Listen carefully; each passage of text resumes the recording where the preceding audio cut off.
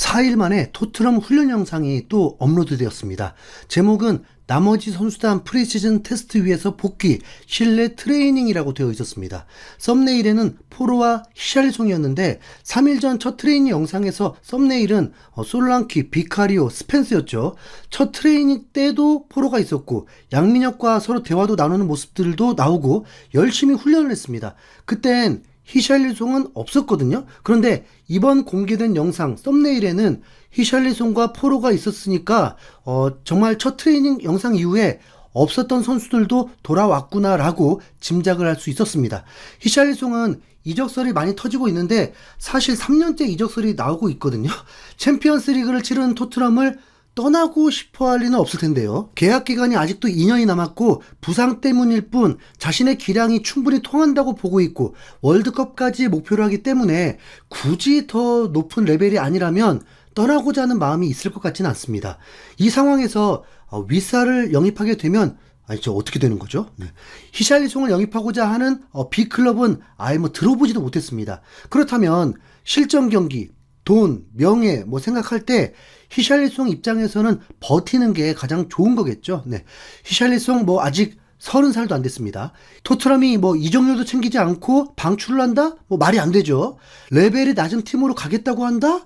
그럴 리가 없잖아요. 네. 그래서일까요? 히샬리송은 이적설과 상관없이 훈련에 집중하고 있었습니다. 위사 대 히샬리송. 어떤 선수가 더 우위일까요?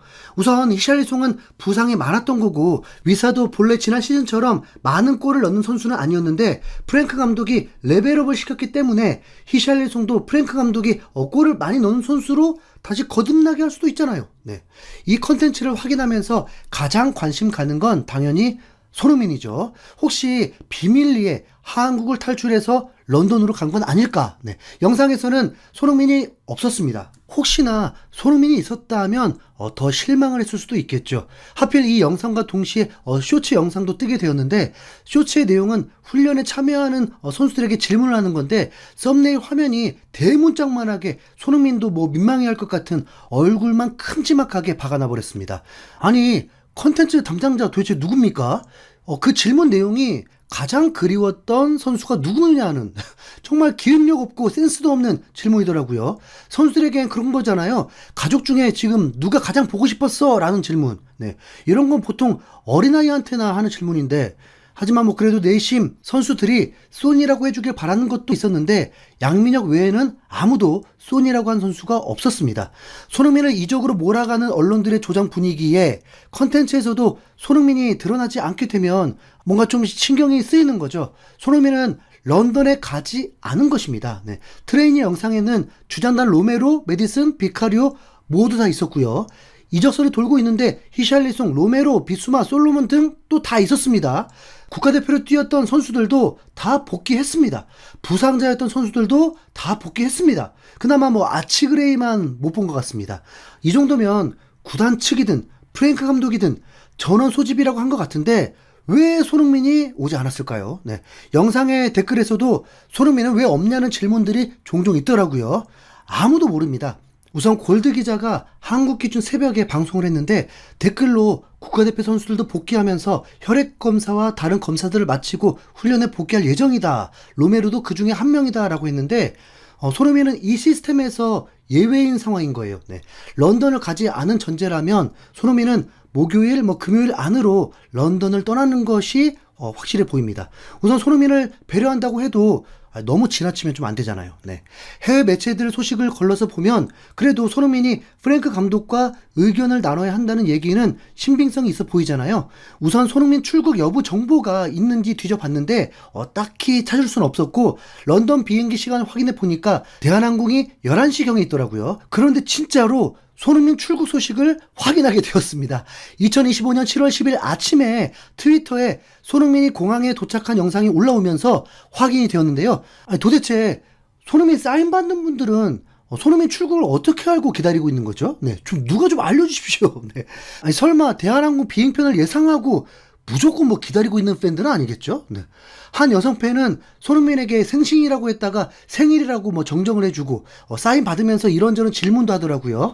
이에 손흥민은 성의껏 응해주었습니다. 손흥민은 경호원과 함께 있었고 가족이 동행하진 않았습니다. 확실한 건 손흥민은 비행기를 탑니다. 네.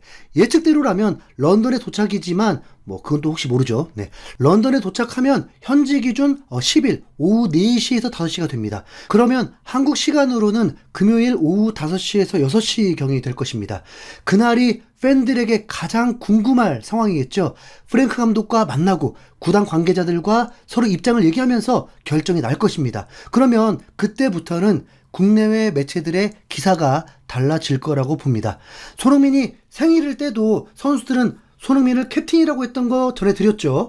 프랭크 감독이 손흥민의 영향력을 알면서도 캡틴을 바꾸겠다고 한다면 그건 정말 대변화가 될 것입니다. 소니 네가 떠나도 좋다라고 한 말과 다름없게 되죠. 맨유 센터백 맥과이어는 솔샤르 감독이 뽑았었습니다. 그런데 솔샤르 감독이 경질되고 테너 감독이 맡게 됐을 때 맥과이어가 아닌 브루노로 바꿔버린 적이 있습니다. 이건 감독 성향에 따라 다른 거죠. 네. 그런데 맥과이어는 당시 높은 주급 때문인지 떠날 생각은 아예 없고 주장직만 브루노에게 넘기고 그대로 메뉴에서 3년째 선수 생활을 이어가게 되었습니다.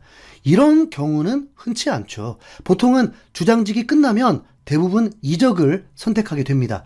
리버풀 핸더슨도 주장직 내려놓고 사우디로 이적을 했고 그 이후에 아약스로 다시 턴을 했고 맨시티는 10년째 과르디올라 감독인데 귄두안이 주장직을 내려놓고 바르셀로나로 떠났었고 다시 2년 전에 맨시티로 돌아왔지만 캡틴은 아닙니다. 카일 워커가 주장이었다가 임대로 떠나고 데브라이너가 주장을 했고 데브라이너가 주장직을 내려놓고 베르나르도 실바가 맡다가 데브라이너는 1년 뒤인 올 시즌 나폴리로 떠나게 되었습니다. 프랭크 감독이 손흥민 이적 의사를 비추지 않았는데도 먼저 주장직을 박탈하면 그때 큰 변화라는 걸 알게 되겠죠. 네. 사람 마음 다 다르겠지만 손흥민이 돈이 아쉬울 것도 아니고 주장직이 박탈된다면 팀을 떠나야 하는 게 맞다고 보는데요. 하지만 반대로 프랭크 감독이 손흥민에게 캡틴이 돼주길 원한다면 3박자가 다 맞아지면서 새로운 시즌을 맞게 됩니다. 손흥민 활용을 극대화할 수 있는 공격 축구를 하게 될 테니까요. 네. 이전 무리뉴 콘테 때와는 또 다른 손흥민 활용법이 될 수 있습니다. 기대되기보다 정말 궁금하네요.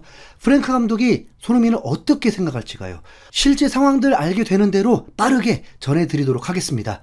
월클답게 메시 호날두처럼 손흥민 시대가 계속 이어지길 응원하겠습니다. 구독과 좋아요 부탁드립니다. 이상 hin수형구리였습니다. 감사합니다. 손의 시대를 우리는 살아가 수백 개의 골보다 천만 배의 기쁨을 주잖아. 손 부러지고 금가고 터지고 쓰러져도